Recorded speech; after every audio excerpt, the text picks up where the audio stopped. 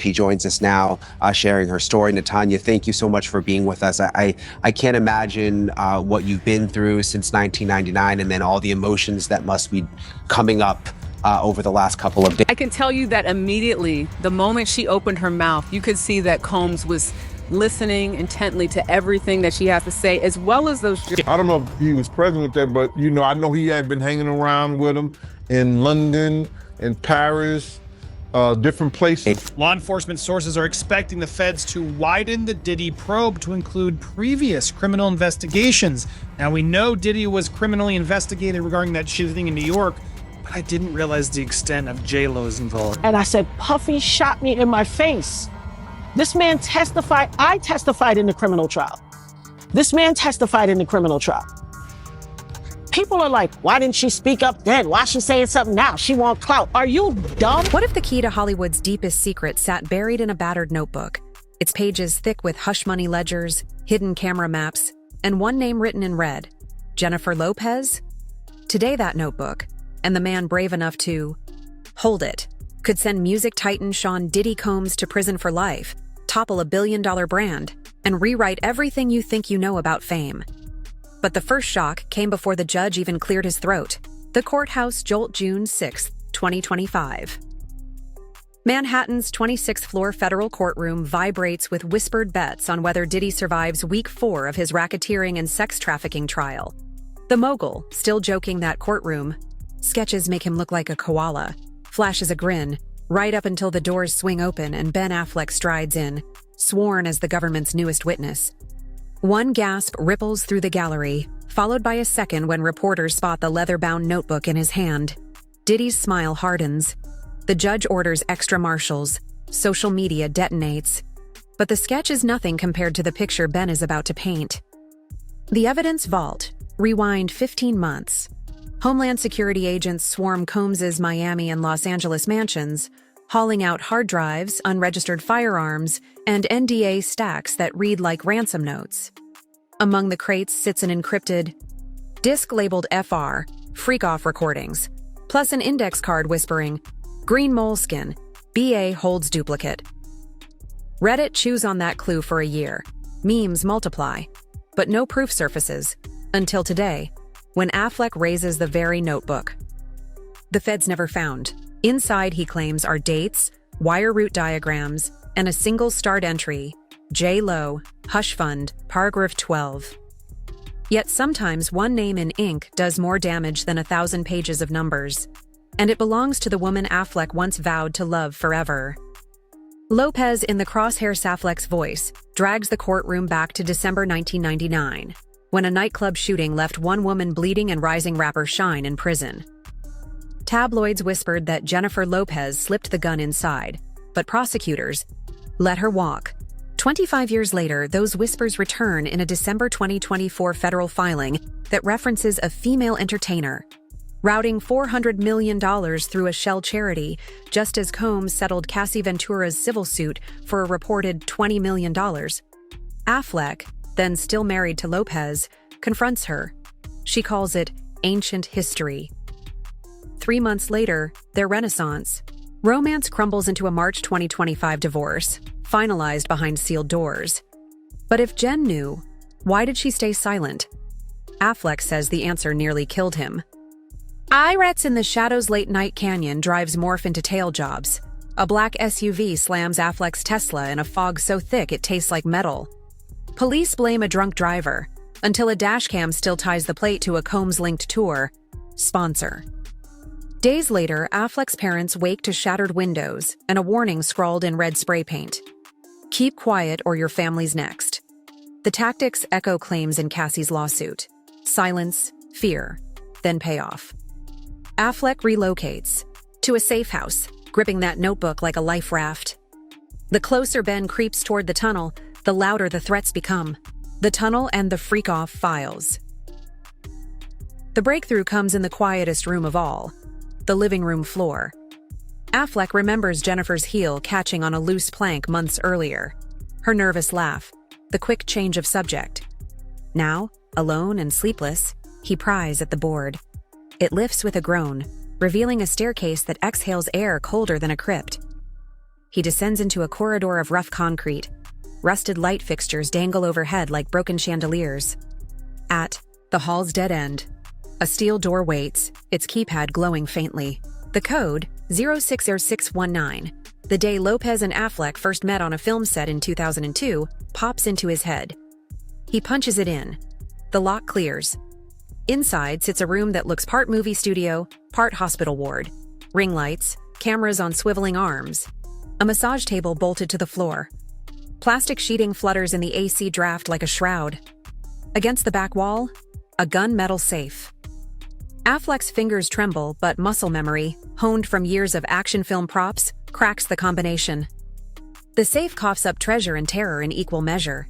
The green notebook, an external drive labeled Freak Off Nights, 2011-2019, casino chips from Macau, and a velvet pouch holding 3 passports bearing Lopez's photo under different names.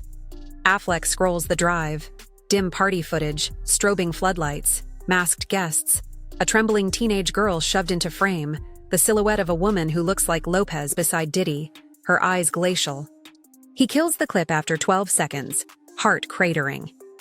A second folder titled Insurance contains scanned NDAs, private investigator invoices, and a ledger of wire transfers to people Affleck recognizes from red carpet selfies, actors, designers, a sitting U.S. congressman. Every 5th line ends with the same 3 letters, RIP. Affleck slams the laptop shut. Evidence can speak. It can also scream. He snaps photos of every page, every drive partition, then repackages the originals the way he found them. If Combs's network discovers the breach too soon, Affleck knows, they'll erase more than files. They'll erase him.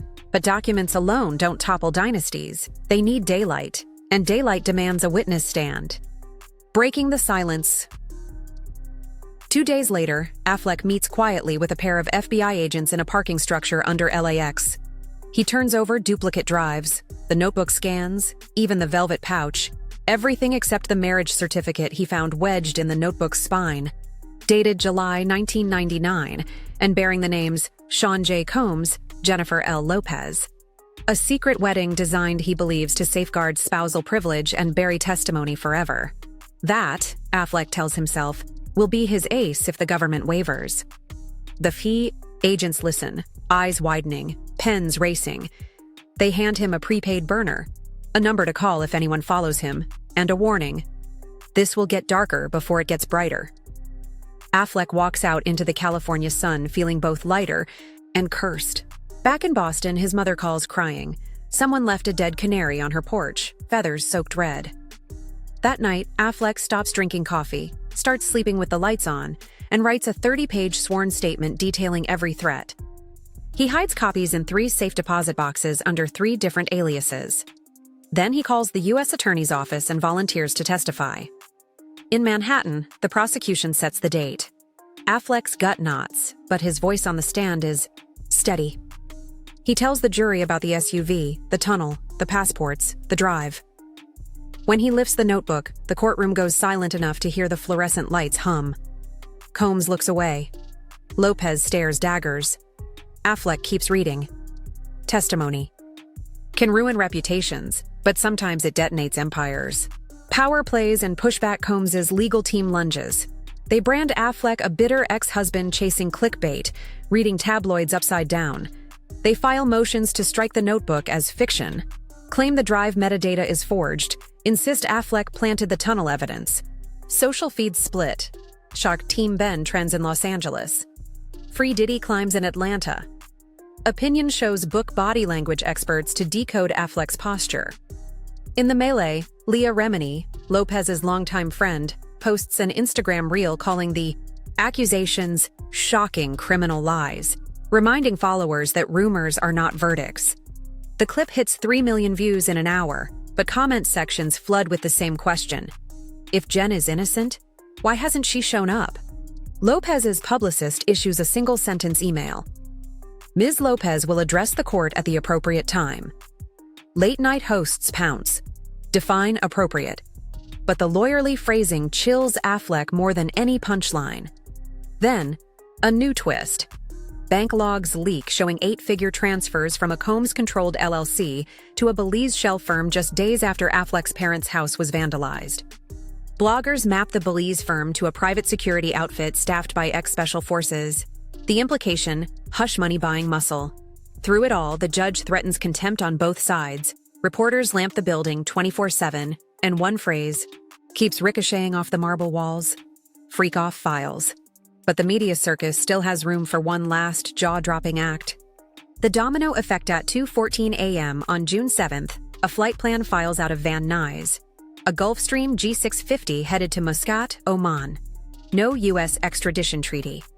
The passenger manifest is redacted, but paparazzi lenses capture a figure boarding beneath an umbrella, diamond bracelet glinting in floodlight, Jennifer Lopez. By dawn, the tabloids scream that she's vanished. News helicopters hover over her Beverly Hills estate. The driveway gates stay locked. Hours later, federal agents storm the property, ground-penetrating radar in tow. They locate the tunnel, seize the safe, and cart off servers still humming, in hidden racks. Meanwhile, another subpoena lands, this time for the 1999 nightclub shooting. Prosecutors say a new witness claims Lopez personally ferried the gun inside her Versace handbag. Old crime, fresh teeth.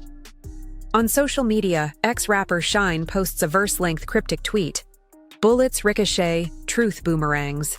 Screenshots. Rack up 1 million shares before he deletes it. Conspiracy threads redraw Hollywood like a spiderweb of favors, debts, and blood IOUs. Suddenly, Diddy's trademark grin fades. He stares rigidly at the defense table, as if calculation just surrendered to inevitability. Affleck, waiting in a witness room, receives a text from an unknown number. Hero today, target tomorrow. He powers the phone off. Outside, protesters chant 2 words that rattle courthouse glass. No deals. The storm is still gathering, but the first domino has already fallen, and it's rolling straight toward every secret Hollywood buried, beneath its red carpet glow. Truth on trial, every empire tells itself the same bedtime story. Power lasts, money silences, fame forgives. Yet here we are, one battered notebook, one frightened whistleblower, and a tunnel snaking beneath a mansion, proving that fairy tales can burn. Will Combs' fortune buy one more miracle verdict? Will Lopez emerge from exile or fade into legend like some modern-day Gatsby? Will the freak-off files spark a wider reckoning that finally names every silent co-conspirator? Those answers hang in the smog above Sunset Boulevard, waiting for a jury's pen, or maybe for yours. Drop a comment below. Justice. If you believe the truth is closing in, cover up if you think the machine still spins. Either way, this story isn't over, and neither are you. Stay curious, stay brave, and remember, light always wins, eventually.